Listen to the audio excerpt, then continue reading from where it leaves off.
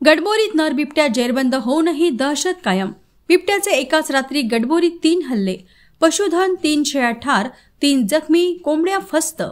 सिंदेवाही वनपरिक्षेत्राअंतर्गत येणाऱ्या गडबोरी परिसरातून 21 सप्टेंबर रोजी एका नर बिबट्याला जेरबंद करूनही बिबट्याची दहशत अजूनही कायम आहे।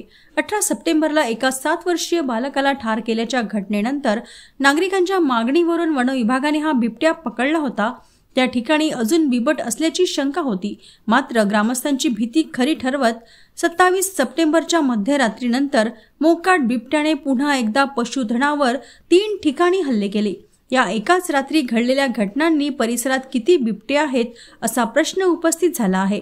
27 सप्टेंबरला रात्रीच्या सुमारास बिबट्याने रुपेश मेश्राम यांच्या 2 शेळ्यांना ठार केले, तर 3 शेळ्या जखमी झाल्या। या व्यतिरिक्त नामदेव पेंदाम यांच्या शेळ्यांना तसेच बंडू पात्रे यांच्या कोंबड्यांनाही बिबट्याने लक्ष्य केले। त्यामुळे गावात भीतीचे सावट निर्माण झाले आहे। यापूर्वी गडबोरी येथील प्रशील बबन मानकर वय वर्ष 7 याचा बिबट्याच्या हल्ल्यात मृत्यू झाला। त्यानंतर वन विभागाने ट्रॅप कॅमेरे आणि पिंजरा लावून 21 सप्टेंबरला रात्री एका नर बिबट्याला पकडले होते। नर बिबट्या जेरबंद झाल्यानंतरही वन विभागाची अन्य दुसऱ्या बिबट्याला जेरबंद करण्यासाठी प्रक्रिया सुरू असताना वन विभागाला हुलकावणी देत गावात घुसून पशुधनावर हल्ला करून शेळ्या ठार केल्या आहेत। वन विभागाने घटनेचा पंचनामा करून पुढील कार्यवाही सुरू केली आहे। नर बिबट्या जेरबंद होऊनही पुन्हा झालेल्या हल्ल्यांमुळे गडबोरी गावातील नागरिकांमध्ये भीतीचे वातावरण वाढले आहे।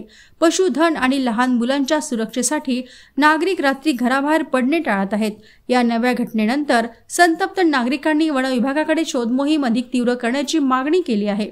वन विभागाने परिसरात गस्त वाढवली असून नागरिकांना रात्रीच्या वेळी सतर्क राहण्याचे आणि एकट्याने घराबाहेर न पडण्याचे आवाहन केले आहे। बिबट्याला लवकरात लवकर पकडून नागरिकांची दहशत संपवावी अशी अपेक्षा गडबोरी वासीय करीत आहेत।